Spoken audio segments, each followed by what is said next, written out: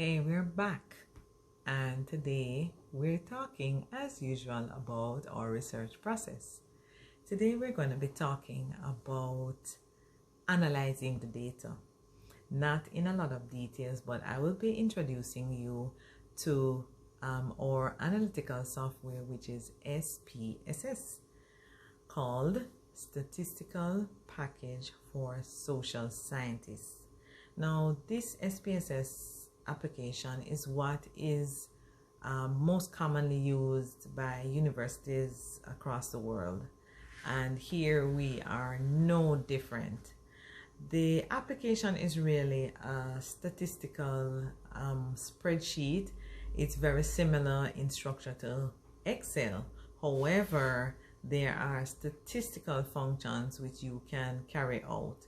What the application does is that it allows you to enter the data, particularly for quantitative studies, not qualitative, quantitative studies where you have collected data, and in order to make your conclusions, run your tests and so on, you require this data.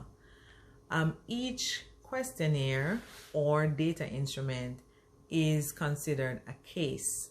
So on each questionnaire, the responses are completed by the respondent. And in order to transfer that from the questionnaire to SPSS, the data entry person will actually take each questionnaire and enter it in a case, in a row going across, so that each questionnaire becomes a case. Now, in the row, we enter each questionnaire and we begin with the questionnaire number. In the columns, what we have listed are the variables. That is, each question on the questionnaire has a specific variable that we're looking at. So say, for example, question 1 might ask you your age. In this case, the variable is age or age group. Question 2 might ask you your gender. Question 3 might ask you your community of residence. Question 4 may ask you about your education level, highest education level achieved. And then we proceed to ask questions relating to the specific problem that we're studying. So let us say we are looking at the attitude of the elderly towards taking the COVID vaccine. One of the questions that we might ask, we might start by asking them, have you ever heard of COVID-19, the COVID-19 virus? And they're going to say yes or no, and they will proceed through the other questions depending on what their responses would have been. And we might want to ask them where did they hear about it, because we want to know whether the advertising programs of the Ministry of Health are effective. We might want to ask them if they know anybody who has had it. Might want to ask them about understanding the protocols, what it means, what protocols they're practicing, and so on. Once we enter the information for each of the variables, we would have completed a case, and we continue entering each questionnaire until we have completed the entire sample. Once we've done that, we're going to be moving to reviewing our data. We're going to be moving to cleaning our data. The process of cleaning is one in which we sort the variables, each variable in descending order. We look at the highest value and we match it to the questionnaire to determine whether or not this value is a valid value.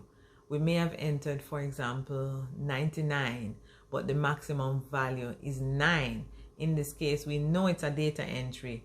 We would have to find the specific questionnaire that this value is tied to, identify the correct value, correct it, and then we proceed. And once we do that for each variable, then we would have cleaned our data and we're ready to analyze.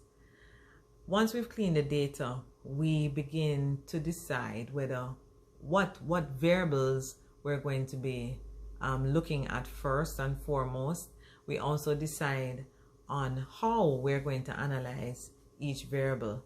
Now, if the response was a coded response, meaning each option had a number assigned to it, then That's very simple. However, if the response was an open-ended response in which we basically allow the respondent to give us an opinion or an answer from their own thoughts, then we have to code those differently. We literally have to look at them, identify common threads or identify themes, and once we've done that, then we are actually ready to analyze. So once we've entered our data and we've cleaned our data, we're ready to analyze. Analysis can take several forms. It can be simple analysis where we run frequencies, for example, which basically count the responses to each option and then we summarize it. We may look at cross tabulations where we compare two variables. We compare gender to knowledge of COVID-19, for example. Or we could do what we call a regression, a multiple regression, looking at the relationships among variables and the impact of one variable on the other. Or we could use a correlation, how variables correlate to each other.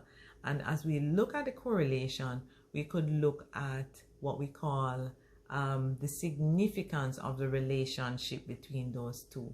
When we talk about the significance, we talk about a statistically significant relationship, and it's not a relationship of by chance. It means that there is definitely one variable impacting the other, or both variables impacting each other in a specific way.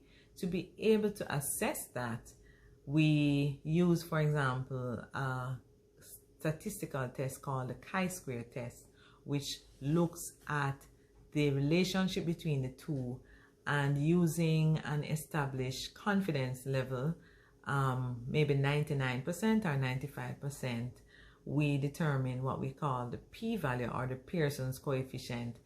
And if it is a two-tailed test, meaning if the sample is normally spread, there's no skewedness, and when we lay it out in that graph, that bell chart, we have a tail on the left, we have a tail on the right.